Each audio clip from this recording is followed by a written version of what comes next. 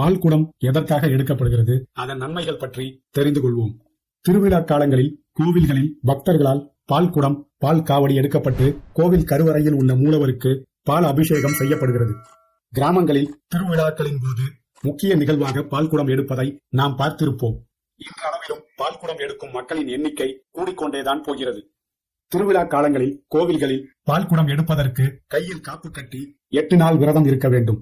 பால் குடம் எடுக்கும் நாளில் அருகில் இருக்கும் விநாயகர் அல்லது சிவன் கோவிலுக்கு சென்று மஞ்சள் நிற ஆடை அணிந்து சொம்பு, தீர்த்த குடம் போன்றவற்றில் கறந்த பாலை ஊற்றி அதற்கு பூஜை செய்ய வேண்டும். பின் அங்கிருந்து ஊர்வலமாக பால் குடத்தை எடுத்து வந்து திருவிழா நடக்கும் கோவிலில் வீற்றிருக்கும் மூலவருக்கு பாலை அபிஷேகத்திற்கு பயன்படுத்த வேண்டும். கோவிலில் சிலைகள் அமைக்கப்படும் போது பீடத்தில் மருந்து பொருட்களை வைத்து சிலைகளை அமைத்திருப்பார்கள். அச்சிலைகளின் மேல் பால் போன்றவைகளை கொண்டு அபிஷேகம் செய்வதால் சிலையின் பீடத்தில் உள்ள மருந்து பொருட்களில் பால் கலக்கிறது. பின் அந்த அபிஷேக பால் கருவறையின் வெளியில் வைக்கப்பட்டிருக்கும் வடிகால் வழியாக வெளியே வரும். வடிகால் தொட்டியில் அபிஷேகம் செய்யப்பட்ட பாலை பக்தர்கள் எடுத்து பருகுவர். இந்த அபிஷேக பாலை பருகுவதால் பல மருத்துவ பலன்களை பெறலாம் என்பது ஐதீகம். இதுதான் சிலைகளில் அபிஷேகம் செய்வதன் நோக்கம். இது போன்ற காரணங்களால் தான் பால் குடம் எடுக்கப்படுகிறது. வேண்டுதல்கள், நேர்த்திக் கடன், குடும்ப வளமை போன்ற காரணங்களால் பால் குடம் எடுக்கிறார்கள்.